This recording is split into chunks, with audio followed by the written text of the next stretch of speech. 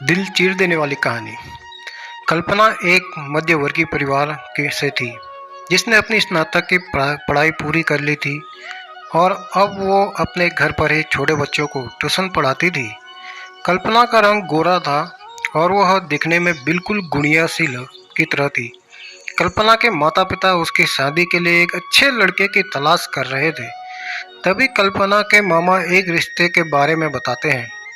वो कहते हैं कि लड़का का नाम राहुल है, वह किसी कंपनी में मैनेजर के पद पर है और महीने के 70,000 कमाता है। कल्पना के माता पिता ने लड़के की फोटो देखी तो उन्हें लड़का पसंद आ गया। कल्पना की मां ने कल्पना को लड़के की तस्वीर दिखाई तो कल्पना ने कहा, जब आप दोनों को लड़का पसंद है तो मुझे भी पसंद है। अब लड़का और लड़की वालों के परिवार में मिलकर शादी की तारीख तय कर दी। कल्पना के माता पिता बहुत खुश थे कि उनकी बेटी की शादी एक अच्छे घर में हो रही है। पूरे धूमधाम से कल्पना की शादी हो गई। अब कल्पना अपने बचपन के घर को छोड़कर एक नए घर चली गई। कुछ दिन तो कल्पना को अपने माता पिता और अपने घर की बहुत याद आई। कल्पना की शादी के अब महीने बीत गए थे। अब उसके पति राहुल पहले जैसा व्यवहार कल्पना के साथ नहीं करता था। कल्पना से वो चिड़ा चिड़ा सा रहता था। राहुल अब न पहले जैसा कल्पना को प्यार करता था, न ही उसकी बातों को मानता था। कल्पना को समझ नहीं आ रहा था कि वो क्या करे। वो बस रोकर अपने दर्द को कम करने की कोशिश करती। एक दिन कल्पना को पता चला कि राहुल सिगरेट पीने के बहाने छत पे जाता और किसी लड़की से बातें करता है। तब कल्पना ने राहुल से पूछा कि आप रोजाना छत पे जाकर किससे बातें करते हैं? तो इसमें राहुल ने जवाब दिया कि वो मेरे ऑफिस की फ्रेंड है, बस उसी से बातें करता हूँ और तुम अपने काम से मतलब रखो, ज़्यादा सीआईडी बनने की ज़रूरत नहीं है। होली का दिन था। राहुल के कुछ दोस्त उसके घर आए थे। सभी ने घर पर पार्टी किया। उस दिन राहुल का एक दोस्त थोड़ा ज़्यादा ड्रिंक कर लिया था और उसने नशे में कल्पना के सामने जाकर कहा, भाभी आप इतनी प्यारी और मासूम हो, फिर भी राहुल भाई दिन भर उस घमंडी नेहा से बातें करते रहते हैं। लगता है कि आप राहुल भाई का सही से ख्याल नहीं रखते। ये सुनकर कल्पना का शक अब हकीकत बन चुका था। अगली सुबह जब कल्पना ने राहुल से पूछा कि ये नेहा कौन है और क्या लगती है आपकी? राहुल, मैं तुम्हें क्या बताऊं?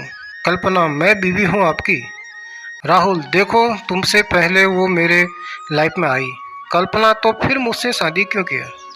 राहुल, बस तुम अच्छी लगी इसलिए शादी कर लिया। कल्पना, अब तुम देखना मैं उस कमीनी लड़की को कैसे सबक सिखाती हूँ। नेहा को बस कल्पना ने कमीनी कहा तो राहुल ने गुस्से में कल्पना को बहुत मारा और उसे कमरे में बंद कर दिया। कल्पना के सास को सब पता था कि फिर भी अपने बेटे के सामने एक शब्द भी नहीं बोलती थी।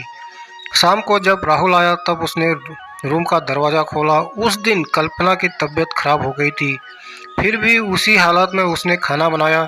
कल्पना ये सारी बातें अपनी माँ को बताना चाहती थी, लेकिन चाह कर भी वो नहीं बता पा रही थी, क्योंकि वह जानते थे कि अगर उसके माता पिता को ये सब पता चलेगा तो वो परेशान हो जाएंगे। राहुल अब कल्पना के साथ नौकरानी जैसा व्यवहार करने लगा। छोटी छोटी बातों पे उसे मारता। कल्पना अब धीरे धीरे डिप्रेशन का शिकार होने लगी। उसके दिमाग में गलत गलत ख्याल आने लगे। अब न वो समय पे खाना खाती और न ही किसी से बात करती। आखिरकार एक दिन कल्पना ने रूम में फांसी लगाकर आत्महत्या कर ली। कल्पना ने आत्महत्या का कारण किसी को नहीं बताया, लेकिन उसके सास को पता था कि कल्पना ने आत्महत्या क्यों किया। दूसरी तरफ कल्पना के माता पिता रो रो कर बुरा हाल हो गया। कल्पना की मां ने पुलिस को आत्महत्या कारण उसके ससुराल वालों को बताया। पुलिस राहुल और उसके माता पिता को ले गए, लेकिन पैसों के दम पर कुछ ही दिनों में राहुल और उसके माता पिता जेल से छूट गए। जीवन में अक्सर अच्छा दिखाने वाला इंसान अच्छा नहीं होता, उसके अंदर कहीं ना कहीं बुराइयां छुपी होती हैं और वही बुराई किसी की ज़िंदगी को बर्बाद कर देती है। कुछ ऐसा ही कल्पना के साथ हुआ। तो दोस्तों, मेरी कहानी कैसी लगी आपको? मेरी कहानी पसंद आए तो कमेंट के माध्यम से बताएं और आगे के कहानी सुनने के लिए मेरे चैनल को सब्सक्राइब करें, शेयर करें। धन्यवाद।